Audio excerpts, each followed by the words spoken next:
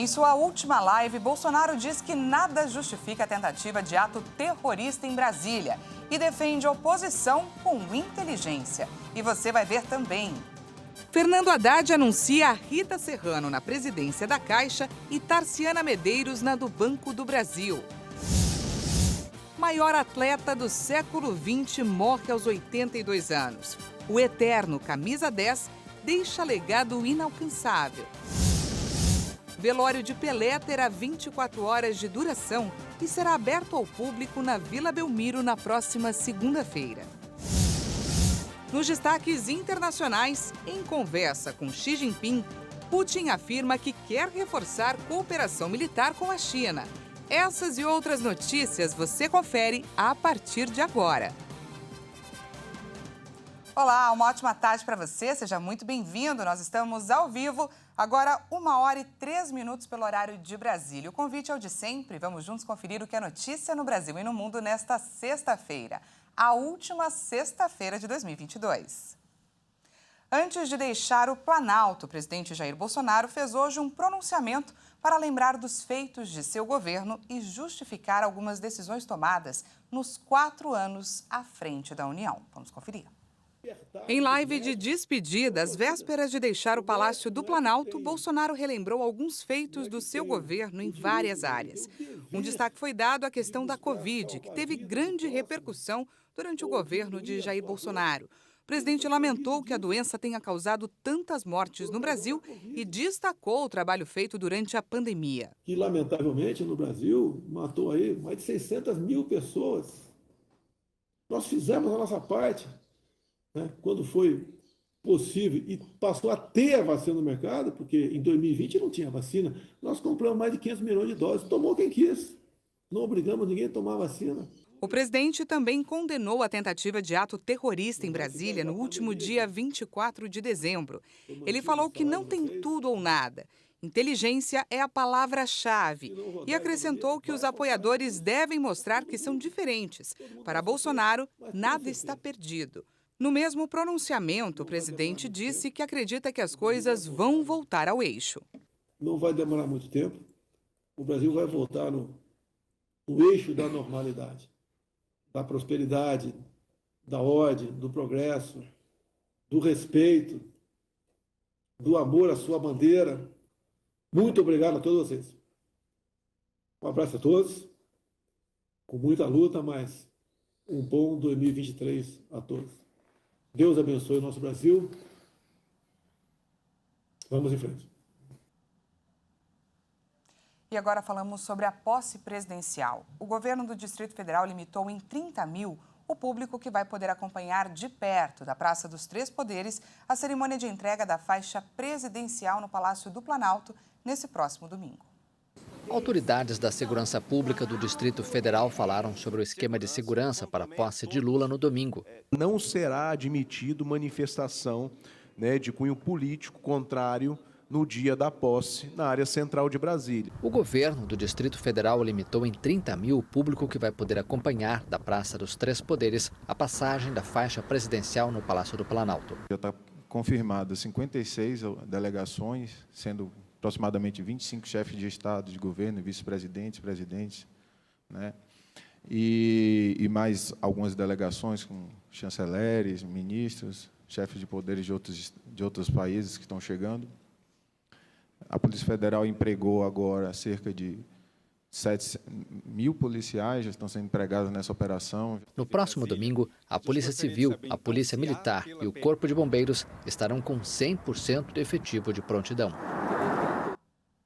O presidente eleito Luiz Inácio Lula da Silva terminou, enfim, de anunciar os nomes que faltavam para o seu futuro gabinete, que agora será composto por quase 1/3 de mulheres. Vamos conferir. São 26 homens e 11 mulheres, algumas em postos-chave, como Marina Silva no meio ambiente e a indígena Sônia Guajajara na inédita pasta de povos originários. E eu estou feliz porque nunca antes na história do Brasil teve tantas mulheres ministras. Nunca antes. O gabinete de Lula, que assume em 1º de janeiro, terá inclusive mais representantes femininas do que o de sua então sucessora, Dilma Rousseff, que chegou a ter 10 mulheres simultaneamente. Eu falei com a Sônia que é uma experiência nova, que todos nós temos que trabalhar para ajudar. Eu ainda tenho que escolher quem vai ser presidente da FUNAI, será um indígena ou indígena. Eu quero ver quem vai ser o presidente da área de saúde, também será uma pessoa indígena, porque eles já estão mais do que preparados para tomar conta dos seus problemas e resolver os problemas.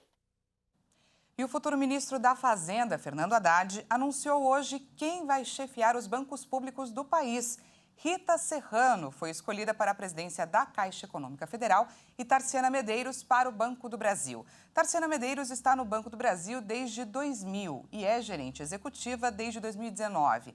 Ela vai ser a primeira mulher a presidir o Banco Público desde que a instituição foi fundada. Maria Rita Serrano é funcionária da Caixa desde 1989, onde exerceu diversas funções. No recente período, passou a coordenar o Comitê Nacional em Defesa das Empresas Públicas. O presidente eleito Lula já tinha antecipado que a presidência dos dois bancos públicos seriam ocupadas por mulheres em seu terceiro mandato. E o maior jogador de futebol da história, Edson Arantes do Nascimento, Rei Pelé, morreu aos 82 anos. Internado há um mês em São Paulo, ele faleceu por falência múltipla de órgãos em decorrência de um câncer de cólon. Edson Arantes do Nascimento, que ficou conhecido mundialmente como Pelé, teve carreira de conquistas na seleção brasileira e no Santos. O rei do futebol também atuou em um time nos Estados Unidos, o New York Cosmos. O baile da vida que Pelé dançou com os pés pelos campos do planeta não tem fim. Essa história vai continuar na memória dos brasileiros e deve passar de geração para geração. O menino pobre nasceu em 1940, em meio às montanhas mineiras de Três Corações. Logo depois, a família se mudou para Bauru, no interior paulista, onde o pai dele, Dondinho, que era jogador de futebol, recebeu uma proposta para atuar no time da cidade. Nas ruas, ele já se destacava ao brincar de futebol com uma bola de meia. Foi em Bauru, aos 8 anos de idade, que foi chamado pela primeira vez de Pelé. Com 9 anos, Pelé viu o pai chorar na derrota para o Uruguai em plena final da Copa e pediu para que ele não ficasse triste, que Pelé ganharia uma Copa para ele. E assim foi. 8 anos depois, em 1958, ele estava na Suécia, com 17 anos, disputando sua primeira Copa. No Santos, onde Pelé se profissionalizou e jogou 19 temporadas, ganhou 26 títulos. Com ele em campo, o Santos conquistou 6 campeonatos brasileiros, 2 taças Libertadores da América e 2 mundiais interclubes. Vestindo a camisa 10, que se tornaria a marca registrada, Pelé fez muitos, mas muitos gols. 1091. Ele só parou em 1977, quando deu adeus aos campos em um amistoso entre o Santos e o Cosmos. Pelé se tornou o rei que reinventou o futebol. E a morte do rei do futebol, Pelé, gerou comoção e ganhou destaque nas capas de jornais internacionais. Pelé recebeu homenagens de toda a imprensa como o maior atleta do século. Os principais jornais de todo o mundo demonstraram a importância de Pelé como o rei do futebol. A imprensa internacional exaltou as conquistas do jogador brasileiro e prestou muitas homenagens ao craque da camisa 10. Na América do Sul, o argentino Clarín escreveu: Pelé, rei e lenda do futebol. E o mundo se despede do maior entre os grandes. A edição uruguaia do El País abordou as diferentes versões a respeito da quantidade de gols feitos pelo craque. O site El Espectador da Colômbia dedicou o topo de sua página para recordar a importância de Pelé e homenagens. Entre os norte-americanos, o site do jornal New York Times e do Washington Post também prestaram homenagens. O jornal de Nova York publicou uma coluna com o título Um nome que virou sinônimo de perfeição, Pelé. Abaixo relatou como o jogador ajudou o país a se encontrar. A morte do ex-jogador também foi destaque em veículos europeus. O El País da Espanha destacou que o brasileiro é o único da história a vencer a Copa do Mundo por 3 vezes. O Público de Portugal dedicou sua capa e páginas especiais ao ex-atleta. O francês Le Figaro também destacou a morte do brasileiro em sua capa. A relevância do camisa 10 santista chegou até a Alemanha. O jornal Bild, um dos maiores do país, publicou: Pelé era melhor que Messi, Maradona e Ronaldo juntos. O The Guardian do Reino Unido ocupou um grande espaço em sua primeira página com uma foto do brasileiro, um jogador que presenteou o mundo inteiro com suas habilidades. O Financial Times, também do Reino Unido, foi mais um que dedicou seu espaço mais nobre a Pelé. O diário esportivo espanhol AS também dedicou a sua capa ao ex-jogador, com uma foto dos pés de Pelé e o título O Rei. E o Marca escreveu que nunca 4 letras foram tão grandes. A gente vai para um rápido intervalo e na volta continuamos a falar sobre o maior atleta do século XX que nos deixou aos 82 anos. Velório de Pelé terá 24 horas de duração e será aberto ao público na Vila Belmiro na próxima segunda-feira. Nós voltamos já.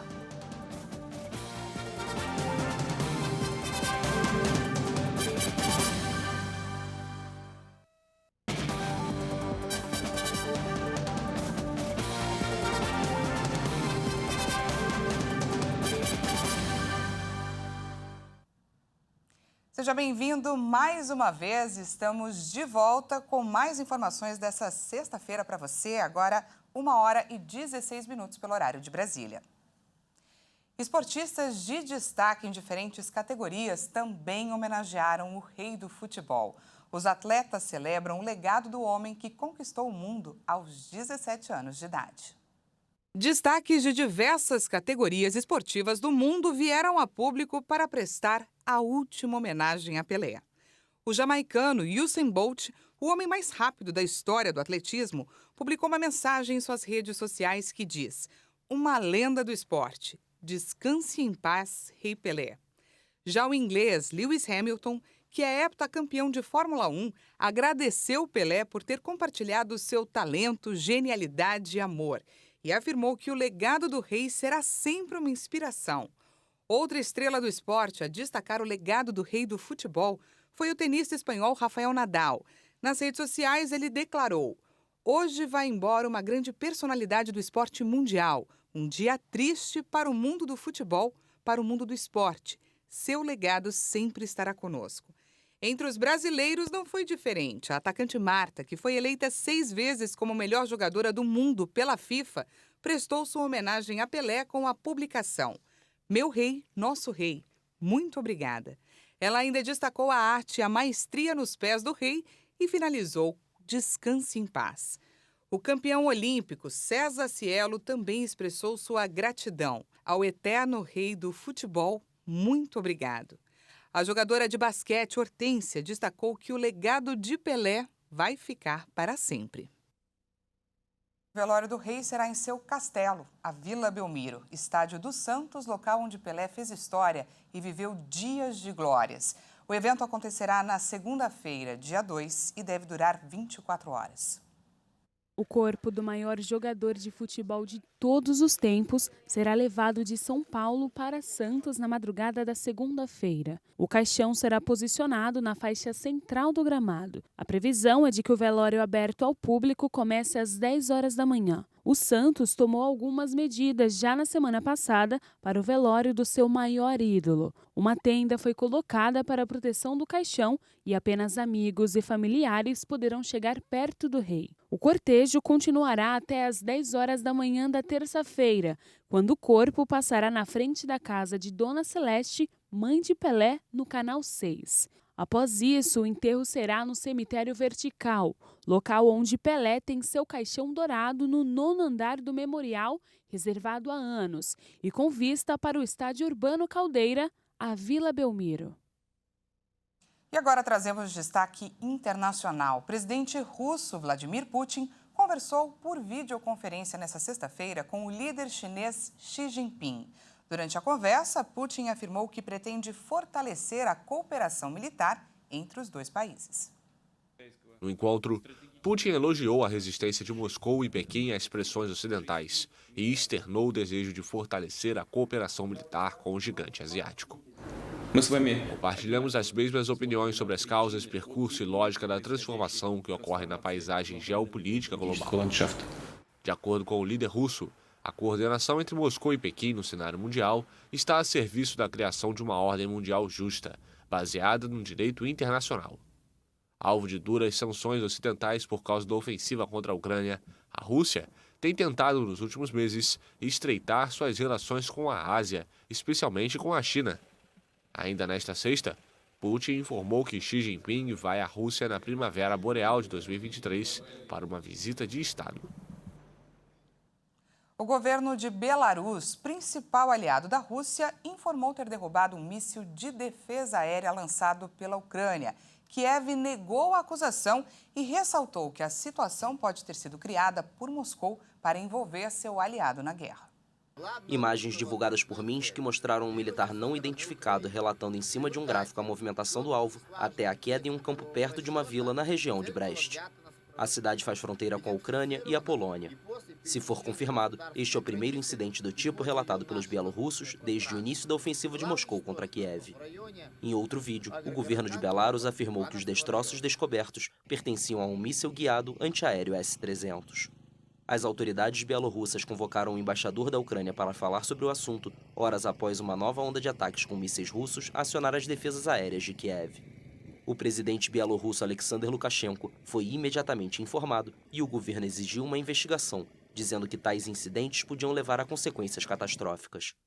Kiev negou a autoria do lançamento, ressaltando que o episódio pode ter sido um movimento de Moscou com o objetivo de envolver Minsk na guerra. Um comunicado do Ministério da Defesa ucraniano não excluiu uma provocação deliberada por parte da Rússia, que teria estabelecido uma rota para seus mísseis de cruzeiro para provocar sua interceptação no espaço aéreo sobre o território bielorrusso. Subiu para 25 o número de mortos no incêndio que atingiu um hotel no Camboja, próximo à fronteira com a Tailândia. De acordo com autoridades, mais de 50 pessoas ficaram feridas, 13 em estado grave. O incêndio começou na noite de quarta-feira, mas as causas do acidente ainda são desconhecidas. Mais de 400 pessoas estavam no local quando as chamas começaram a se espalhar. Diversas pessoas desesperadas tentaram fugir do local, pulando da varanda do edifício. Policiais seguem no local nesta sexta-feira em busca de vítimas em meio aos destroços. O Ministério das Relações Exteriores da Tailândia informou que está negociando a transferência de feridos para o atendimento. E o movimento não para de crescer no terminal rodoviário do Tietê, aqui em São Paulo, o maior da América Latina, o segundo do mundo. O local deve receber quase 500 mil de passageiros só nesse feriado de Ano Novo. Uma projeção do setor aponta que viagens de ônibus devem crescer 40% no período no estado. Vamos conferir na reportagem especial do Leonardo Félix. Um levantamento do Sindicato das Empresas de Transporte de Passageiros no estado de São Paulo indica que a movimentação nas rodoviárias paulistas será maior do que a registrada no período pré-pandemia. A entidade estima transportar mais de 12 milhões de pessoas nesse verão 2022-2023, 8% a mais do que os números de 2019. Por conta disso, a concessionária responsável pela gestão dos terminais rodoviários Tietê, Barra Funda e Jabaquara está realizando uma operação especial para recepcionar os passageiros neste fim de ano. Entre sexta-feira, dia 30, e sábado, dia 31 de dezembro, mais de 195 mil pessoas devem embarcar pelos 3 terminais de São Paulo. Os destinos mais procurados são Florianópolis, Belo Horizonte, Rio de Janeiro, Angra dos Reis e cidades do litoral paulista. Durante todo o feriado prolongado até o dia 2 de janeiro, a previsão é de 466 mil passageiros saindo e chegando de ônibus à cidade. 837 veículos extras vão atender a alta demanda de passageiros. Se for necessário, mais carros poderão ser disponibilizados. Algumas orientações são importantes neste período de grande fluxo de passageiros nas rodoviárias do país. Para começar, o uso da máscara é obrigatório para você poder viajar. Chegue cedo, com pelo menos 30 minutos de antecedência. O documento de identificação original com foto também é requerido, inclusive para crianças. Os menores de 16 anos desacompanhados ou com terceiros precisam de autorização para poder viajar. e respeite os limites de bagagem. São 30 quilos dentro do bagageiro e até 5 quilos na bagagem de mão. Não deixe de identificar sua bagagem com etiqueta contendo nome completo e telefone. Para quem for viajar neste feriado, a concessionária recomenda que o passageiro viaje somente em transporte rodoviário regular para garantir sua segurança e comodidade. Se possível, compre com antecedência sua passagem nos canais online ou entre em contato com as empresas de ônibus para checar a disponibilidade de passagens e opções de datas e horários. E se apresentar algum sintoma relacionado ao Covid-19, entre em contato com a empresa e remarque a sua viagem. O prazo é de até 1 ano para remarcar a sua viagem. A remarcação e reembolso da passagem são feitos com até 3 horas de antecedência, diretamente com as empresas. Chegamos ao final de mais uma semana, a última sexta-feira em 2022, e com muitos desejos de boas novas, pela paz, por respeito, saúde e união. São sentimentos que, independente da sua posição social, da sua cor, idade ou raça, primam pelo bem próprio e do próximo. Eu, Daniela Paris, em nome de toda a equipe do jornal, desejo a você um 2023 de muita paz e que se realize o melhor para a sua vida.